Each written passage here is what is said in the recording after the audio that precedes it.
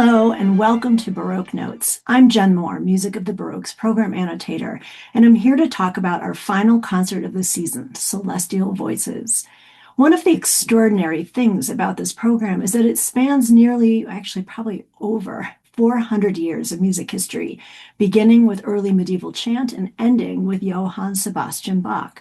Now, that's an enormous amount of musical change. Entire musical languages rise and fall over the course of this program. And yet, the deeper human concerns remain remarkably constant: grief, hope, longing, fear, and the search for meaning beyond ourselves. What changes is the way music communicates those emotions. Now, if I discussed each piece on Celestial Voices, we'd both be sitting here for a very long time. It's not that it's going to be a very long concert, it's just a lot of short pieces. So writing the notes actually for this was especially difficult because honestly, I probably could have written 30 pages, but I only had 3 in the book. So I'm going to exercise similar restraint in this talk, and I'll focus on just 4 works on the program to highlight some of the significant changes that took place over the centuries, particularly in these connections between style and the social purpose of the music. I'll begin with the oldest work, which also happens to open the program, the processional chant Kyrie, Orbis Factor. The Kyrie eleison originally developed in the Eastern Catholic Church as a response, perhaps around the 1st century AD.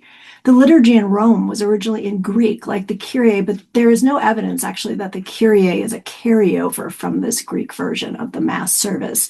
Rather, it appears to have been a later addition into the Latin Mass Ordinary, the part of the Mass that remained the same at each service, no matter what day in the church calendar, and it probably was incorporated around the 7th or 8th centuries. By the 8th century, these 3 simple lines of text, Lord have mercy, Christ have mercy, Lord have mercy, were sung 3 times each in a sort of super trinity, the first to God, the second group to Christ, and the third group to the Holy Ghost. The melody itself simply carries the words, and the words also drive the rhythm.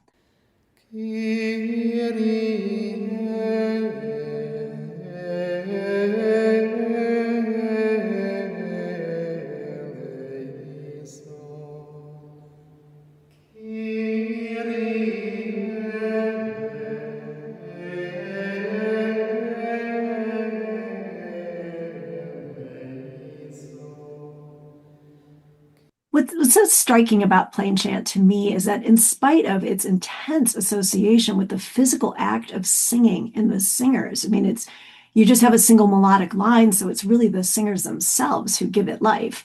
It's not individual in any sense. The point of this music is religious ritual, and there's not even a composer's name attached to the melody. By the 14th century, these ancient liturgical traditions were becoming more elaborate, which brings us to Guillaume de Machaut's Kyrie from his Messe de Notre Dame. The Machaut Mass is one of the earliest polyphonic settings of the Mass by a single composer. The difference from the chant is astonishing. Instead of a single melody, we hear multiple independent musical lines unfolding simultaneously. The voices seem almost to wander independently before converging into moments of clarity and resonance. To medieval listeners, this music would have sounded dazzlingly modern. Composers of this period called the style ars nova, the new art. And unlike chant, which creates a sort of ethereal serenity through its simplicity, Machaut creates mystery through complexity, the tensions between the voices, the dissonances that resolve into luminous harmonies, give the ancient plea, Lord have mercy, a new emotional urgency.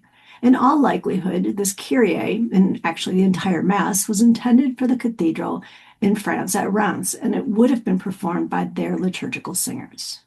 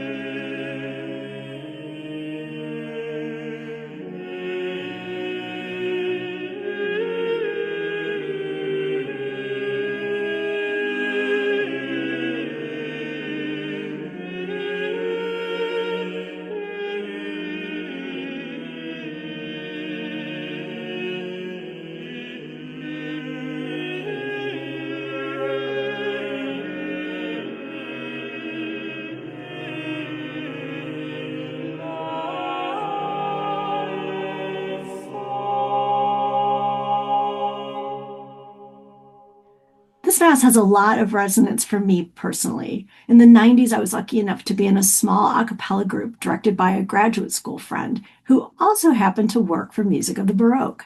We performed the entire mass and I was enthralled. I still remember the alto line all the way through. I encourage you to listen actually to the complete mass because the Agnus Dei actually is particularly beautiful.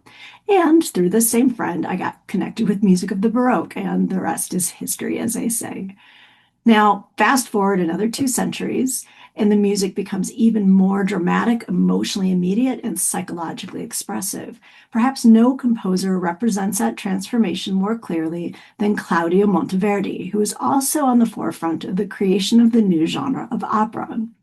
Orchil Cell is not a sacred work. It's a madrigal, a short secular vocal piece, usually unaccompanied or lightly accompanied as in this case, written for several independent voice parts where the music is designed to bring a poem to life. Orchil Cell is by Petrarch, describing a peaceful nighttime landscape. The sky is calm, the stars are shining, nature itself seems at rest. This external calm stands in very sharp contrast to the internal state of the speaker. What's going on in their mind in a nutshell? Now that everything in the world is at rest, I'm alone with my thoughts. And my thoughts are a war. Love has me trapped between hope and pain. Monteverdi brings that emotional unrest so vividly to life through music. The first stanza, which describes the night, is almost like a sort of wet blanket of notes. It's somber, it's flat, almost funereal, completely still.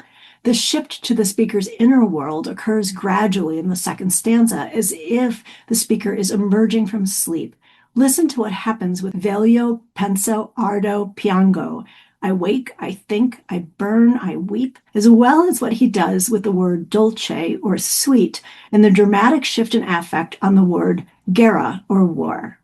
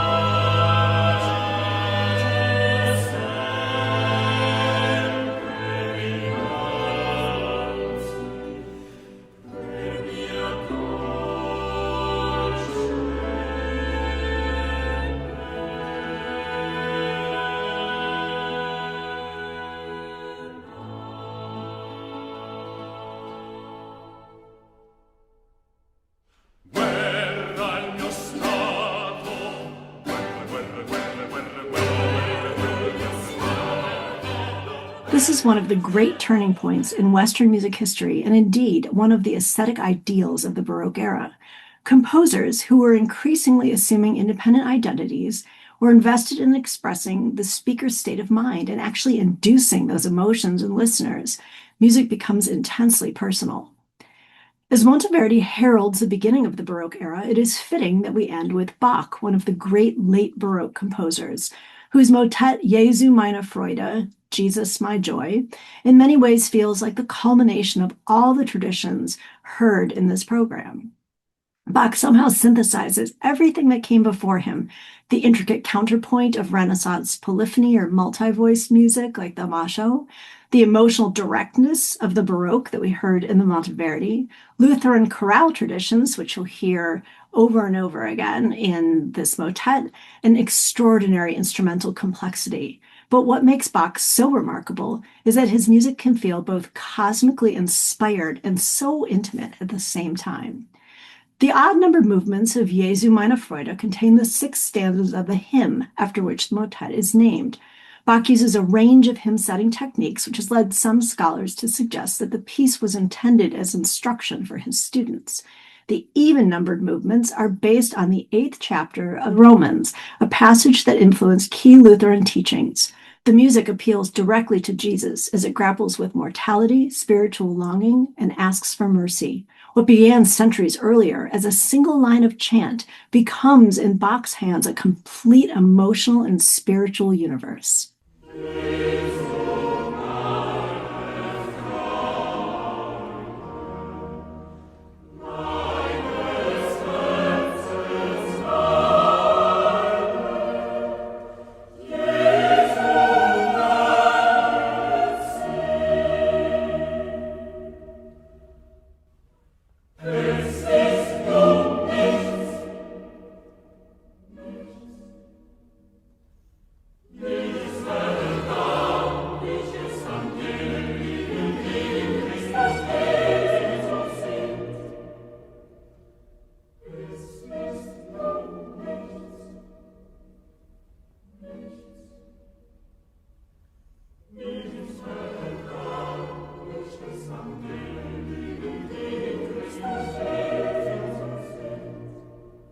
Across more than 4 centuries, vocal music evolves from purposeful collective ritual into something increasingly emotional, personal, and contemplative. But throughout all these transformations, music serves the same purpose, transforming private human experience and desire into shared sound. There is so much in celestial voices, including Tallis's remarkable 40-voice Spem in Alium, which I did not discuss. It's best to hear that one live. Sunday, May 17th at Saints Faith, Hope, and Charity Catholic Church in Winnetka. Monday, May 18th at Fourth Presbyterian Church in downtown Chicago, or on demand from May 22nd through June 22nd. Thank you so much.